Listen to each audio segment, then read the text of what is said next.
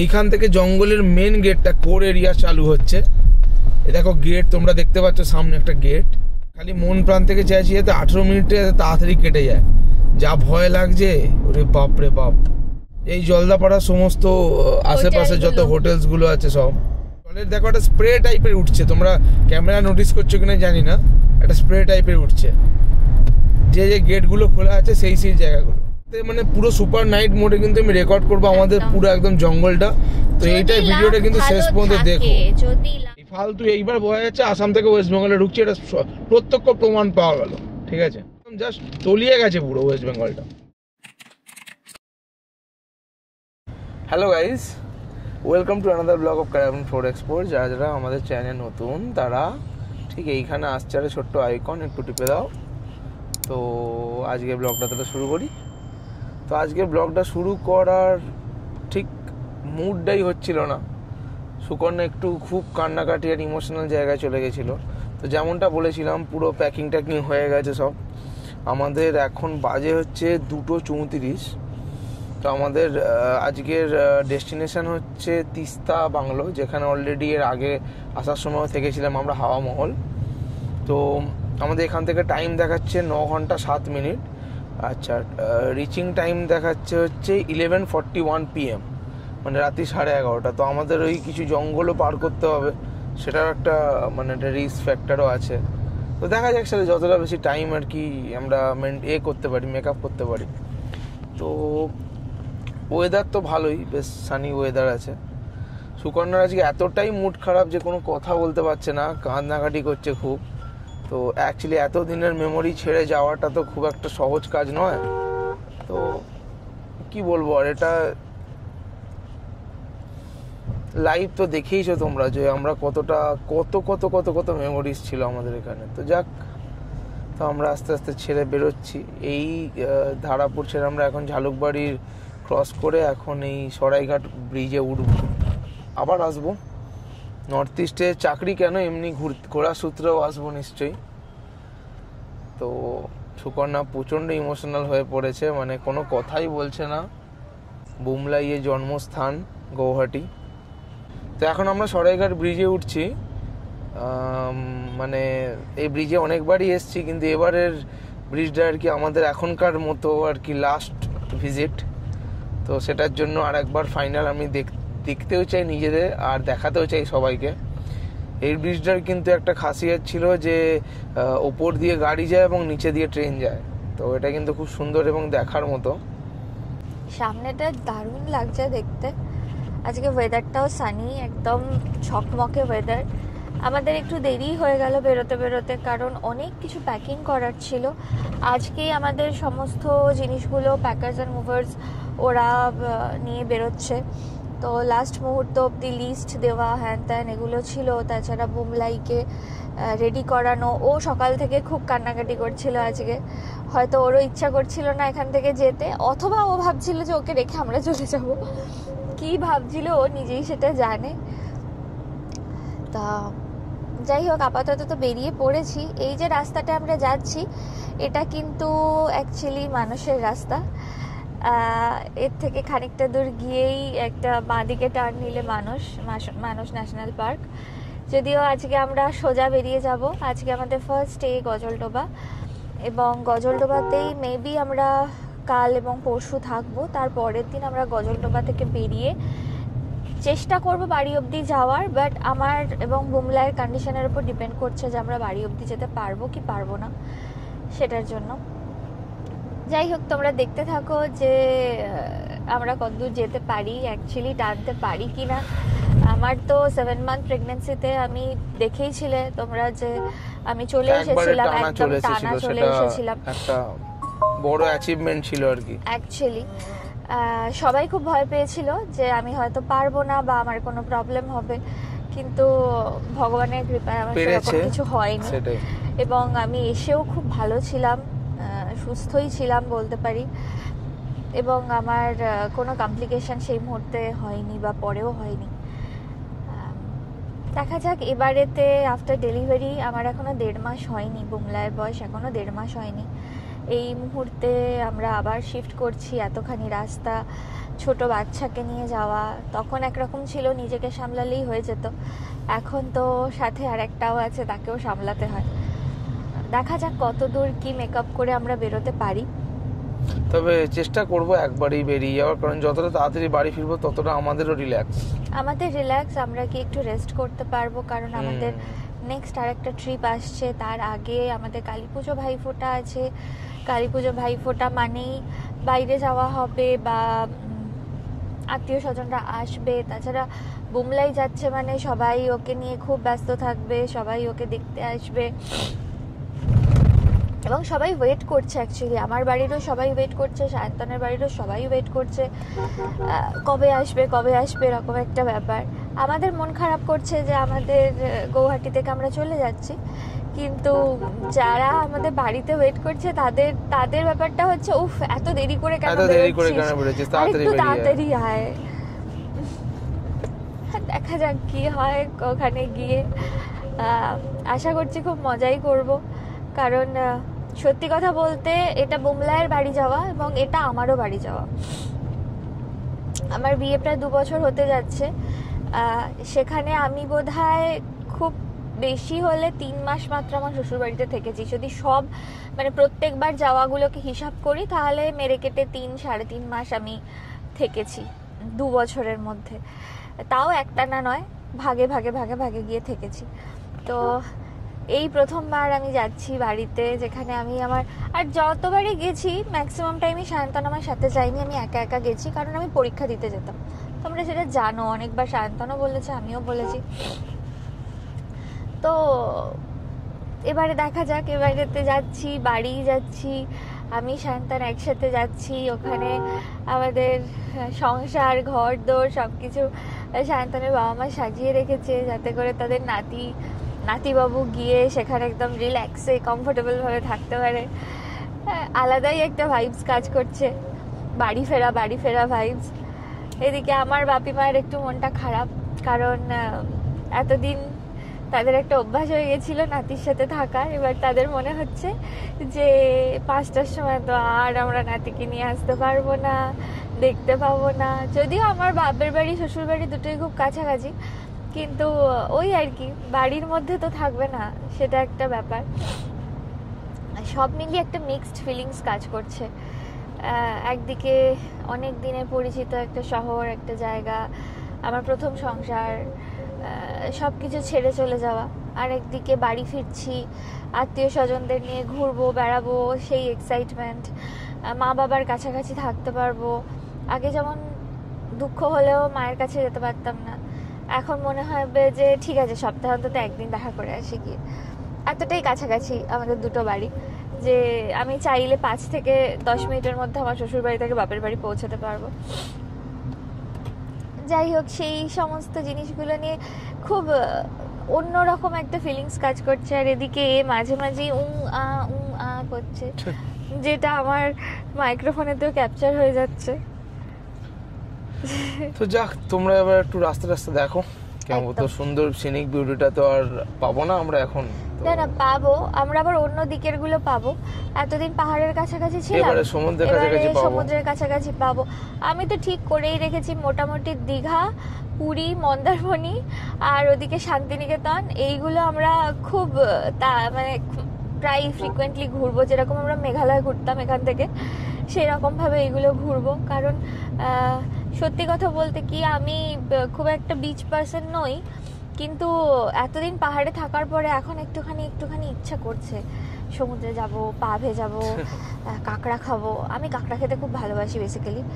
তো দেখা যাক কবে সমুদ্র আমাদেরকে ডাকে। এতদিন পাহাড় ডেকেছিল, দেখা যাক সমুদ্র ডাকে কিনা। যদি ডাকে তাহলে সেগুলো তো তোমাদের সাথে শেয়ার করবোই।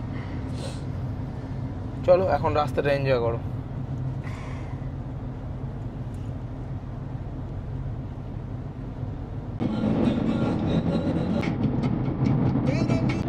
তো জাস্ট আমরা কিছুক্ষণ আগে এই বরপেটা রোডের যেখান থেকে মানস ন্যাশনাল পার্কটা ঢুকে যাচ্ছে সেখানটা জাস্ট ক্রস করে এলাম।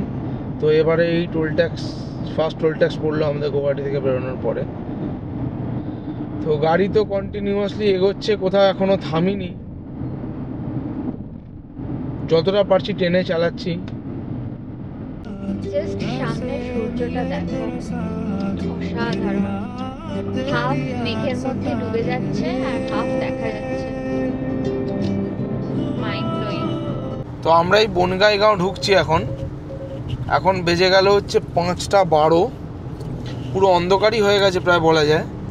অলরেডি সন্ধে হয়ে গেছে, কারণ এখন তো শীতকাল পড়ছে, বেলাটা ধীরে ধীরে ছোট হয়ে যাচ্ছে, তো তাই জন্য সন্ধ্যাটাও তাড়াতাড়ি হয়ে যাচ্ছে। হ্যাঁ সেটাই। আর আমরা ভাবছি যেন কত সন্ধ্যা হয়ে গেছে, যখন ঘড়ির দিকে তাকাচ্ছি কিন্তু অ্যাকচুয়ালি বাজে 5:13 আর প্রচন্ড ঘুম পাচ্ছে, মানে এত ঘুম পাচ্ছে। সেই কাল রাত্রিবেলা শুতে শুতে লাইভ টাইপ তো করলাম, লাইভ করে শুতে শুতে প্রায় একটা 1:30 প্রায় বেজে গেছিল শুতে। তাও তুই 1:30 শুয়েছিস, তারপর ও তো কন্টিনিউ বসে, ওকে নিয়ে এসে তো মানে একদম 3টে 3:30 পর্যন্ত বসে মেয়েটা।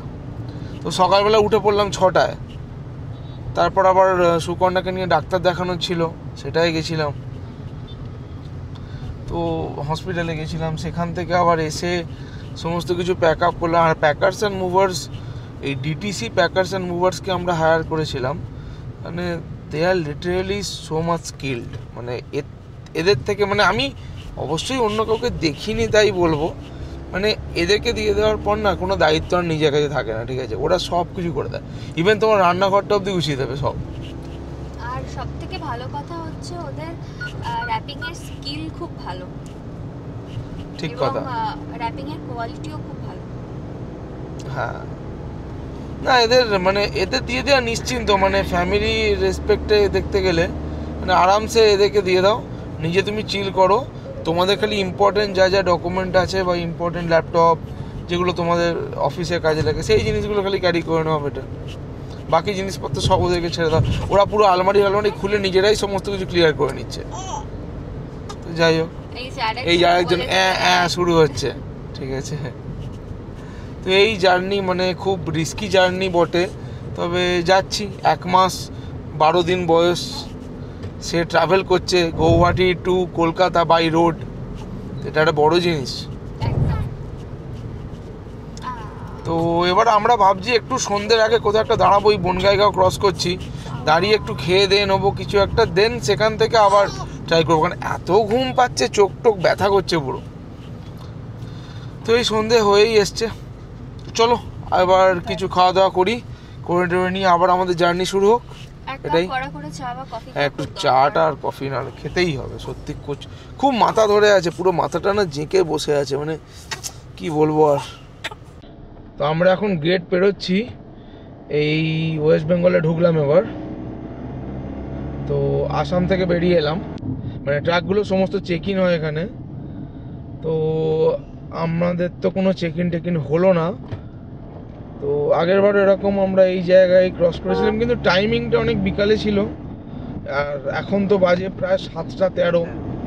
তো অনেকটা দেরিও হয়ে গেছে আমাদের, যে কীভাবে যে আমাদের টাইম মেক আপ করতে হবে আমরা নিজেরাই জানি। কারণ এখনও মানে পৌঁছানোর টাইম দেখাচ্ছে 11:24, কারণ মাঝখানে এক জায়গায় দাঁড়িয়েছিলাম খাওয়ার জন্য। বাচ্চাটা একটুখানি কান্নাকাটি করছিল, তাকে ফিডিং করানো হচ্ছে, সেও বেচারা কত জার্নি নেবে। আর তারপর মাঝখানে ন্যাপি ফ্যাপি পরিষ্কার করা হলো, পটি করে ফেলেছিল, ন্যাপি পরিষ্কার হলো, সেই সব নিয়ে একটু কান্নাকাটি চলেছে আর কি আমাদের সবার। তো এখানে দেখতেই পাচ্ছ বড় চেকিং চলছে, নাকা চেকিং। বেকার টাইমটা এখানে কিল হচ্ছে আমাদের। ফালতু কিছু লোক এখানে ক্যাওস সৃষ্টি করছে আর দাঁড় করিয়ে রেখেছিল, কোনো মানে হয় না এখানে দাঁড় করিয়ে রাখার। চাঁদা তোলার জন্য দাঁড় করেছে, গোটা রাস্তাটা ফাঁকা, ঠিক আছে? এই ফালতু এইবার বোঝা যাচ্ছে আসাম থেকে ওয়েস্ট বেঙ্গলে ঢুকছে, এটা প্রত্যক্ষ প্রমাণ পাওয়া গেল, ঠিক আছে? মানে ওয়েস্ট বেঙ্গলটা তো এমনিই জলে ডুবে গেছে, আর এইসব দেখে আরো মনে হচ্ছে মানে একদম জাস্ট তলিয়ে গেছে পুরো ওয়েস্ট বেঙ্গলটা।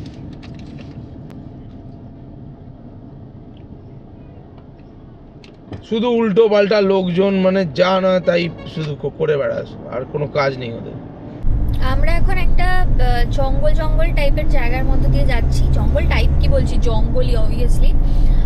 না, এটা ওই রাজা ভাত খাওয়ার যে ক্রসিংটা, মানে যেখান থেকে ডান দিকে চলে যাচ্ছে রাজা ভাত খাওয়া, বেসিক্যালি জয়ন্তী, বক্সা জয়ন্তীর এক্সটেনশন একটা। হ্যাঁ, আর বাঁ দিকে হচ্ছে আলিপুরদুয়ার ছিল। তো আমরা এখন স্ট্রেট বেরোচ্ছি বাইপাস ধরে। তো এটা এখন আমাদের এখনো টাইম দেখাচ্ছে 3 ঘন্টা 18 মিনিট, মানে 11টা 10 দেখাচ্ছে। রিচিং টাইম একটু বেড়ে গেল, কারণ এখানে 3টে ট্রাকের মাঝখানে ফেঁসে গেছি। ওভারটেক করতে খুবই প্রবলেম হচ্ছে, সিঙ্গেল রোড চলছে না, এটা একটা খুব বড় সমস্যা হচ্ছে। রাস্তা ভালো, বাট সিঙ্গেল লেন, এটাই সমস্যা একটাই। তার মধ্যে থেকে দূরপাল্লার বাসগুলো ছেড়ে দিয়েছে, সেগুলো যাচ্ছে আসছে। আর একটু আগেই দেখলাম একটা জায়গায় লেখা আছে elephant crossing zone. Elephant crossing zone কি? আমরা যে জায়গা দিয়ে যাবো আজকে, মানে ডেন্স ফরেস্ট দিয়ে ঢুকবো, ঠিক আছে? আমরা লাটাগুড়ি দিয়ে যাব, কারণ লাটাগুড়ি দিয়েই শর্টকাট হয়। তবে রাস্তা যদি জঙ্গলের বন্ধ থাকে সেটা জানি না। লাখের ওপর পুরোপুরি। তো বাট রাতে কিন্তু আজকে কিন্তু রাতে মানে পুরো সুপার নাইট মোডে কিন্তু আমি রেকর্ড করবো আমাদের পুরো একদম জঙ্গলটা। তো এইটাই ভিডিওটা কিন্তু শেষ পর্যন্ত দেখো, যদি লাগ ভালো থাকে তাহলে তো অবশ্যই, মানে কি বলবো আর, লাইভ লাইভ একদম লাইভ। তবে আমি চাই না যে সেই লাইভটা এলিফ্যান্ট, কারণ নর্থ বেঙ্গলে এলিফ্যান্টরা কিন্তু খুব অ্যাগ্রেসিভ হয়। এক্স্যাক্টলি, আমাদের আসামের এলিফ্যান্টদের মতন এত সোদের বোদের ভালো ভালো এলিফ্যান্ট হয় না। আসামের এলিফ্যান্টগুলো একটু ভালো এলিফ্যান্ট, ওরা কিছু করে টরে না বিশেষ, কলা গাছ খায়, ঘাস পাতা খায়, লোকের ক্ষতি করে না, তেড়ে আসা ফাঁসা এইসব ব্যাপার নেই। কিন্তু নর্থ বেঙ্গলের দিকের এলিফ্যান্টগুলো কিন্তু তেড়ে আসে, লিটারালি তেড়ে আসে। আমি শুধু এটাই প্রে করছি যেন এলিফ্যান্ট আর ওই কি যেন ওটাকে বলে ইন্ডিয়ান বাইসন ওই ছাকের সামনে যেন না পড়ি, বাদ বাকি যা কিছু। হ্যাঁ, ওইটা ডেঞ্জারাস, কিন্তু ওটা সত্যি ডেঞ্জারাস। এই রাস্তাটা একটু ক্রাউড আছে অল্প, কারণ এখান থেকে তো লোকালিটি শুরু হয়ে যাচ্ছে না, এই জলদাপাড়ার সমস্ত আশেপাশে যত হোটেলস গুলো আছে সব। তো আমরা এবার মেন হাইওয়ে থেকে ডান দিক নিলাম, যেটা অ্যাকচুয়ালি আমরা মানে মালবাজারের রুটটা হয়ে যাব, ওতলাবাড়ি থেকে ঢুকবো আর কি। তো সেটার জন্য হঠাৎ করে আমরা রুটটাকে চেঞ্জ করে একটা জঙ্গলের রুট ধরে নিয়েছি। তো একটু এক্সপেরিমেন্ট করতে ইচ্ছা হলো। বাজে হচ্ছে রাত্রির 9:10। তো আমরা একটা জঙ্গলের রুট ধরার মানে প্রবণতা রাখছি। জানি না রাস্তায় যদি হাতিভাই দেখতে পাই আমাদের ব্যাক করে রেডি রাখতে হবে সব সময়, ঠিক আছে? এখান থেকে আমরা এই চালসার রোডটায় চলে এলাম, চালসা যেটা মালবাজারের রোড। তো এটাই মেন রোড। এখান থেকে আমরা একদম মোতলাবাড়ি থেকে আবার বাঁদিক যাব। তো সেখান থেকে একদম গিয়ে ক্যানেল রোডে গিয়ে উঠবো। তো ওখানে কিন্তু একটা ঘন জঙ্গল পাবো, তো সেটাতে দেখা যাক যদি কিছু স্পট করতে পারি আজকে আমরা রাতে। তো আমরা এই চালসা ঢুকছি এখন বাজে হচ্ছে 9:44। তো এখান থেকে এখনও দেখাচ্ছে প্রায় 48 মিনিটস। তো আমাদের 10:34 দেখাচ্ছে রিচিং টাইম। তো দেখা যাক। এবারে প্রবলেমটা হচ্ছে যে ওতলাবাড়ি থেকে বাঁদিকে যে জঙ্গলটা পাবো, সেই জঙ্গলটা এত রাত্রিবেলাটা মানে সেফ কিনা সেটাও বুঝতে পারছি না। তো ওই জঙ্গলটা আমরা নর্মালি সন্ধেবেলা পেরোতেই ফেটে যায়। তো এখন জানি না কি বলবো আর। মালবাজার ঢুকছি এবারে, চালসাতে ক্রস করেই গেছিলাম। তো বাজে 9:50, এখন দেখাচ্ছে আমরা 10:32-এ ঢুকবো। এরপরেই চাপড়ামারির ফরেস্টটা আছে। তো আমরা এবারে চাপড়ামারি ফরেস্টের মধ্যে দিয়ে যাচ্ছি, একদম ঘন ফরেস্ট। ওতলাবাড়ি ক্রসিংটা আসছে সামনে, সেখান থেকে আমাদের লেফট যেতে হবে। অনেকটাই তাড়াতাড়ি, মানে এক্সপেক্টেড টাইমের থেকে অনেকটা আগে চলে এলাম, কারণ রাস্তাটা পুরো ফাঁকা পেয়ে গেছি। এখন বাজে হচ্ছে 10:02। ওই সামনে একটা মোড় আসছে ক্রসিং, সেখান থেকে লেফট নেব এক্স্যাক্টলি এখান থেকে।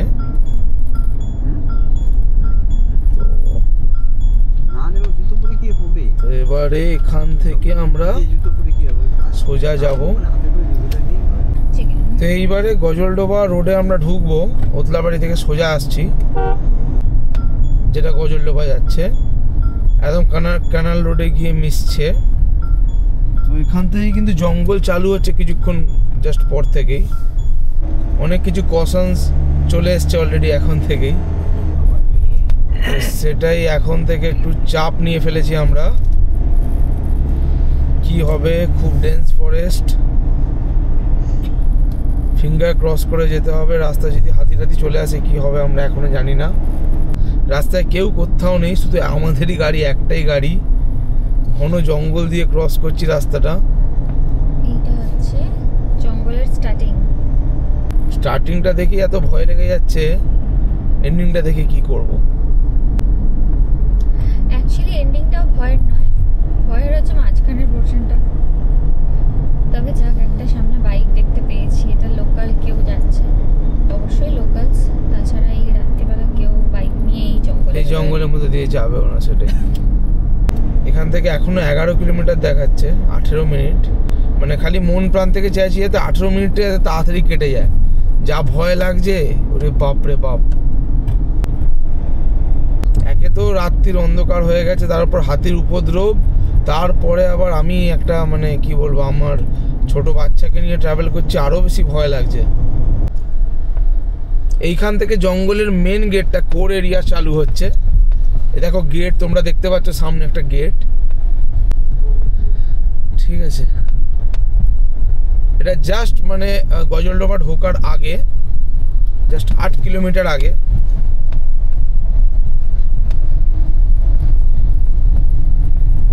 এখানে একদম গাড়ি ঘোড়া মানে প্রায় নেই বললেই চলে, শুধু রামপারগুলো আসছে আমার পেছনে। আর সায়ন্তনী সাহস করে আগে এগিয়েছে।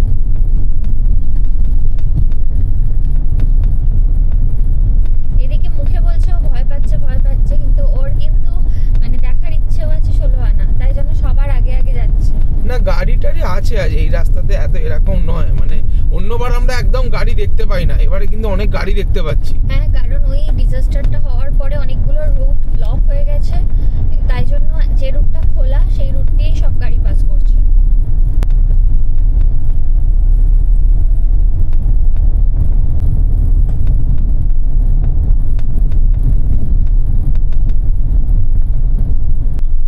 তো আমরা ক্যানেল রোড চলে এলাম, এখান থেকে ডান দিকে ঢুকছি। ব্রিজ ক্লোজড একটা দিয়েছে, কিন্তু ব্রিজ অ্যাকচুয়ালি খুলেছে, যেটা খবরে পেয়েছি। এই ব্যারেজ স্টার্ট হচ্ছে। এটা এর আগের বার পুরোপুরি বন্ধ ছিল ব্যারেজটা। মানে জলের দেখো একটা স্প্রে টাইপের উঠছে, তোমরা ক্যামেরা নোটিস করছো কিনা জানি না, একটা স্প্রে টাইপের উঠছে। যে যে গেটগুলো খোলা আছে সেই সেই জায়গাগুলো। ব্যারেজ শেষ হলো জাস্ট এখান থেকে রাইট সাইড। আগেরবার আমরা ওই সাইড থেকে এসছিলাম সোজা ক্যানেল রোড ধরে। তো এই জাস্ট আমরা ঢুকছি, এই ঢুকে আমরা এখন এই ব্যারেজটা জাস্ট ক্রস করেই আমাদের যেমন ঠিক বাংলো ছিল সামনে। তোমরা তো আগের ব্লগ যারা ফলো করেছো তারা জানোই। তো এই যে এসে গেছি সামনে হাওয়া মহল। আর আমাদের গাড়ির আলো সবাই দেখতে পেয়ে গেছে। সবাই ওয়েট করছিল যে কখন আমরা আসবো। তো ফাইনালি আমরা এসে গেছি, ঠিক আছে। আর ওয়েদার যদি ভালো থাকে তাহলে এখান থেকে কাঞ্চনজঙ্ঘাও দেখা যেতে পারে, ঠিক। তো চলো একদম ঘরে গিয়ে কথা বলছি বাকি। তো জাস্ট এলাম আর কি এই বাংলোতে। তো পৌঁছেই ফার্স্ট যেটা প্রচণ্ড খিদে পেয়ে গেছে, খেতে হবে এক্ষুনি। আর আমরা কিন্তু পৌঁছেছি হচ্ছে 10:22-এ, যেটা কিন্তু অনেক অনেক অনেক আগে এক্সপেক্টেড টাইমের থেকে। আমাকে কিন্তু মানে গৌহাটি থেকে দেখিয়েছিল অ্যারাউন্ড 12টা, মানে 11:55 নাগাদ পৌঁছবো। তো সেখান থেকে দাঁড়িয়ে মাঝখানে একটা ছোট্ট ব্রেক নিয়েছি এবং 2-4টে টয়লেট ব্রেকও নিয়েছি। তো এত তাড়াতাড়ি পৌঁছে যাবো এটা সত্যিই ভাবতে পারিনি। আর জঙ্গলে এক্সপিরিয়েন্স কিন্তু বেশ ভালো ছিল। বাট হ্যাঁ, আজকে অনেকগুলো লরি ট্রাক থাকার জন্য আমি একটু সাহস পেয়েছি, নাহলে প্রচণ্ড ভয় লেগে গেছিলো যে রাত্রে কী করে আসবো, কী করে ফিরবো এতটা। তো এটা একটা অদ্ভুত একটা এক্সপিরিয়েন্স ছিল। তো চলো কিছুই না, তো আজকে ব্লগটাকে এখানে শেষ করছি। আর আশা করি তোমাদের ব্লগটা ভালো লেগেছে। তো ভালো লাগলে তো জানোই, লাইক শেয়ার কমেন্ট আর ডু সাবস্ক্রাইব প্লিজ। এটা একটা ছোট্ট হেল্প, এটা প্লিজ তোমরা করো। আমি তো কন্টিনিউয়াসলি ব্লগ ছাড়তেই থাকছি, লাইভ ছাড়তে থাকছি, কানেক্টেড ফিল করার চেষ্টা করছি। তো যদি সত্যিই ভালো লাগে তবেই করো, যদি না ভালো লাগে তো করো না। এটা কোনো জোর জবরদস্তি কিছুই না, ঠিক আছে। তো চলো ভিডিওটাকে এখানে এন্ড করলাম। Till then signing off. সবাই ভালো থেকো। আর কালকে পরশু আমরা কী করছি সেটা অবশ্যই নেক্সট ব্লগে তোমরা জানতে পারবে, ঠিক আছে। Bye bye, take care, tata.